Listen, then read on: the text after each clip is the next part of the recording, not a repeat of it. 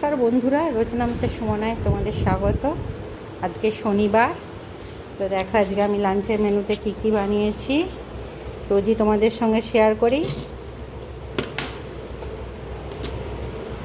এখানে আছে গরম গরম ভাত, এখানে আছে উচ্ছে পেঁয়াজ ভাজা, এখানে করেছি ভেন্ডি দিয়ে সর্ষে দিয়ে করেছি, একটু পেঁয়াজ কালো জিরে দিয়ে।